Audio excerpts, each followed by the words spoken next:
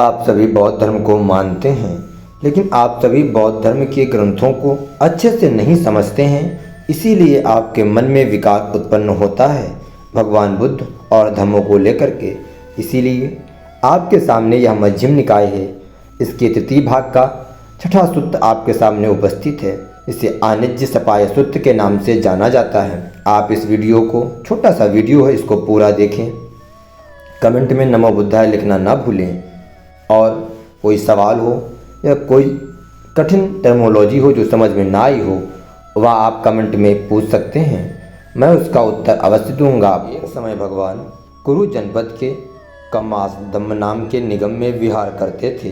वहाँ उन्होंने भिक्षुओं को संबोधित करते हुए कहा कि काम अर्थात विषय भोग अनित्य, तुच्छ, असत्य एवं नाशवान है। ऐहिक और पारलौकिक काम तथा काम संज्ञाएं मार का फंदा है। यहाँ पापपूर्ण, आकुशल मन, लोभ, द्वेष आदि के भाव को जगाता है, जो अभ्यास करने वाले आर्य श्रावक को अंतराय विघ्न होता है। फिर भगवान ने कहा कि आर्य श्रावक विपुल विशाल चित्त से लोक को अभिभूत कर मन से अधिष्ठित कर विहरता है, जिससे उसकी मानसिक बुराइयां दूर हों, चित्त प्रसन्नता से भर जाता है। वह आनिज्या अचंचलता को प्राप्त होता है या प्रज्ञा द्वारा मुक्त होता है। इस बात की संभावना रहती है कि काया छोड़ने के पश्चात उसका विज्ञान आनिज्य को प्राप्त होवे या आनिज्य सपाय अर्थात अचंचलता के लिए लाभप्रद प्रतिप्रदा कहलाती है, जो 3 प्रकार की होती हैं। इसके पश्चात भगवान ने इससे प्रणितर आकिंचन्यातन सपाय की 3 प्रतिपदाओं और फिर नैव संज्ञान संज्ञायतन की 3 प्रतिपदाओं के बारे में बतलाया। तदंतर आयुष्मान आनंद ने भगवान से पूछा कि यदि कोई भिक्षु ऐसे मार्गारूढ़ हो या ना होता या मेरा ना होता नहीं होगा, ना मेरा होगा, जो है जो हो गया है उससे मैं प्रज्ञापूर्वक छोड़ता हूँ। इस प्रकार उपेक्षा भाव जगा ले तो क्या वह परिनिर्वाण लाभ कर पाएगा अथवा नहीं। भगवान ने कहा कि जो कोई उपेक्षा भाव का अभिनंदन कर उससे चिपकाव कर लेगा वह परिनिवृत्त नहीं होगा, और इसका अभिनंदन ना कर उससे चिपकाव पैदा नहीं करेगा वह परिनिवृत्त होगा। तत्पश्चात आर्य विमोक्ष के बारे में जानने पर भगवान ने कहा कि ऐहिक तथा पारलौकिक काम, काम संज्ञा रूप संज्ञा, आनिज्य संज्ञा, आकिंचन्यातन संज्ञा, नैव संज्ञा, निसंज्ञायतन संज्ञा, यहाँ तक सत्काय होता है। इससे चिपका वन कर जो चित्त का विमोक्ष अर्थात छूटना है वह अमृत ही निर्वाण है। अंत में भगवान ने कहा, आनंद, जो कुछ अनुकंपा करके अनुकंपक हित चिंतक शास्ता को करना चाहिए वह सब मैंने तुम्हारे लिए कर दिया है। अब या रहे वृक्ष मूल या रहे शून्यगार, इनमें बैठकर ध्यान करो, मत प्रमाद करो, मत पीछे पछतावा करना, तुम्हारे रहे यही हमारी सीख है। और यह सूत्र समाप्त होता है। अगला सूत्र, इसे गणक मुगालान सूत्र के नाम से जाना जाता है। भगवान श्री मध्यम निकाय ग्रंथ की कुछ ऐसी महिमा है। श्री धम्म संग्रह समोधम पुण्यम श्री सत्यम सुधम सुगत वाक्यम परम पवित्रम, और मध्यम निकाय नय दीपक दर्शनम यत धम्मम नमामि सुखदायकम मोक्ति हेतुम बुद्धम शरणं गच्छामि। गणक मुगालान सूत्र।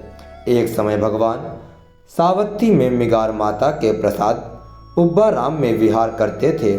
वहाँ गणक मुगलान ने उनसे पूछा कि जैसे लोक में क्रमिक शिक्षा, क्रमिक क्रिया, क्रमिक प्रतिपदा का विधान देखने में आता है, क्या आपके धर्म विनय में भी इसी प्रकार क्रमिक शिक्षा, क्रमिक क्रिया और क्रमिक प्रतिपदा बतलाई जा सकती है।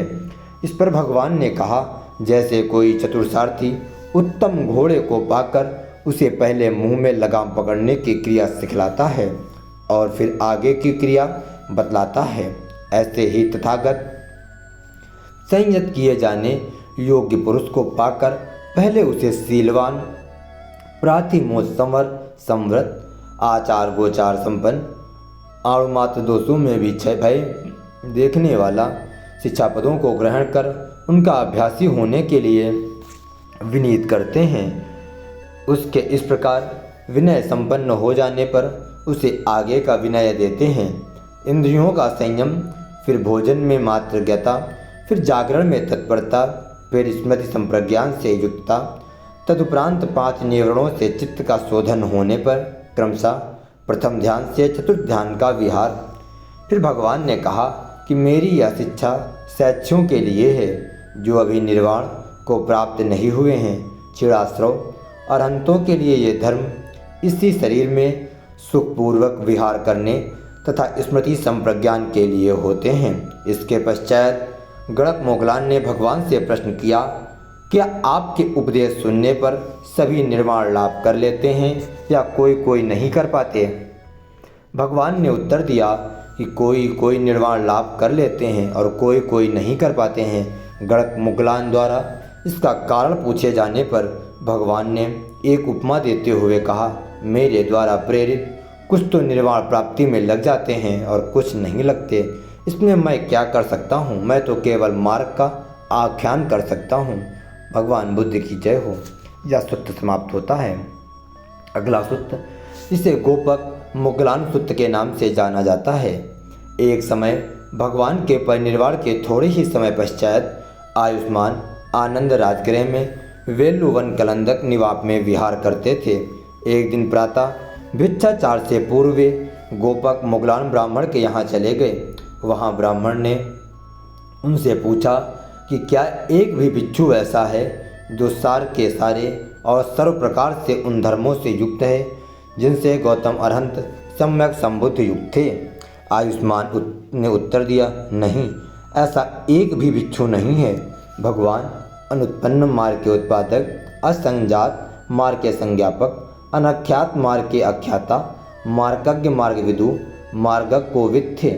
पीछे से आए इस समय के श्रावक उनके मार्ग पर चलने वाले हैं। इसी समय मगध का महात्मात्म वस्कार ब्राह्मण भी वहां आ पहुंचा। उसने भी आयुष्मान आनंद से कई प्रश्न पूछे, जिनके उत्तर देते हुए उन्होंने कहा कि भगवान ने एक भी ऐसा भिक्षु स्थापित नहीं किए हैं जो उनके बाद हमारा प्रतिसरण हो। संघ सम्मत एक भी भिक्षु ऐसा नहीं है जो भगवान के बाद हमारा प्रतिसरण हो। ऐसा होने पर भी हम प्रतिसरण रहित नहीं हैं, हम धर्म प्रतिसरण हैं। धर्म प्रतिसरण होने से तात्पर्य है उपोषित के दिन एक स्थान पर एकत्रित हो भगवान द्वारा उद्दिष्ट प्रातिमोक्ष का वाचन करते समय दोष किए भिक्षु द्वारा उसका धर्मानुसार प्रतिकार करना। भगवान द्वारा कहे गए 10 प्रसादनीय अर्थात सद्योत्पादक धर्मों के धारक भिक्षु का अन्य भिक्षु सत्कार, गुरुकार, मानन पूजन करते हैं और उसके समीप विहरते हैं। भगवान राग द्वेष, त्यान मृत, अद्वैत कृत्य तथा संशय से युक्त ध्यान की प्रशंसा नहीं करते थे। वे प्रथम ध्यान से लेकर चतुर्थ ध्यान की प्रशंसा करते थे। और यह सूत्र समाप्त होता है। न सूत्र है महापूर्णम सूत्र। एक समय भगवान सावती में मिगार माता के प्रसाद पुब्बा राम में विहार करते थे। एक पूर्णिमा की रात वे भिक्षु संघ से घिरे हुए खुले स्थान पर बैठे थे। उनकी अनुमति प्राप्त कर एक भिक्षु ने उनसे कई प्रश्न पूछे, जैसे 5 उपादान स्कंदों रूप वेदना संस्कार संस्कार विज्ञान का क्या मूल है? उपादान और 5 उपादान स्कंद एक ही हैं या अलग अलग? क्या 5 उपादान स्कंदों में छंद राग की विभिन्नता हो सकती है? स्कंदों में कितने तक का नाम स्कंद होता है? उपादान स्कंदों के प्रज्ञापन में क्या हेतु है? उपादान स्कंदों के आस्वाद, अधीनो तथा निस्सरण क्या है? सत्काय दृष्टि कैसी होती है, कैसी नहीं होती है? भगवान ने इन प्रश्नों का यथोचित समाधान किया। तभी एक भिक्षु के मन में ऐसा वितर्क उत्पन्न हुआ कि जब रूप वेदना संज्ञा संस्कार विज्ञान ये सभी अनात्म हैं तो अनात्म के ये कर्म किस आत्मा में संयुक्त होंगे? इस संदर्भ में भगवान ने कहा, भिक्षुओं को समझाया कि जो कोई रूप वेदना संज्ञा संस्कार विज्ञान अतीत अनागत अथवा प्रत्युत्पन्न भीतरी अथवा बाहरी स्थूल अथवा सूक्ष्म निकृष्ट अथवा उत्कृष्ट, दूरस्थ अथवा निकटस्थ हो, वे सब यह मेरा नहीं है, यह मैं नहीं हूँ, यह मेरी आत्मा नहीं है, इस प्रकार यथार्थता सम्यक रूप से प्रज्ञापूर्वक देखना चाहिए। ऐसा करने से आर्य श्रावक रूपादि से निर्वेद को प्राप्त होता है। निर्वेद को प्राप्त हो विहरता होता है और विरक्त होता है। विराग के कारण विमुक्त होता है। विमुक्त होने पर मैं विमुक्त हो गया या ज्ञान जागता है। वह प्रज्ञापूर्वक जान लेता है जन्म समाप्त हुआ, ब्रह्मचर्य बस पूरा हुआ, जो करना था सो कर लिया, इससे परे यहाँ आना नहीं है। यह वचन कहे जाते समय 60 भिक्षुओं के चित्त उपादान रहित हो आश्रमों से विमुक्त हो गए और यह सूत्र समाप्त हुआ है। इसका अंतिम सूत्र इसे चुड़लम पुणम सूत्र के नाम से संबोधित किया जाता है। एक समय जब भगवान शावत्ती में मिगार माता के प्रसाद पुब्बा राम में विहार कर रहे थे, तब एक पूर्णिमा की रात उन्होंने भिक्षुओं को संबोधित करते हुए कहा कि इस बात की संभावना नहीं होती है कि कोई असत्पुरुष को जान सके, या आप असत्पुरुष हैं अथवा सत्पुरुष को जान सके, या आप सत्पुरुष हैं, या इसलिए होता है क्योंकि असत्पुरुष असधर्म युक्त, असत्पुरुष भक्त, असत्म पुरुष चिंती, असत्म पुरुष मंत्री, असत्य पुरुष भाषी, असत्पुरुष कर्मांत, असत्पुरुष दृष्टि और असत्पुरुष दानी होता है।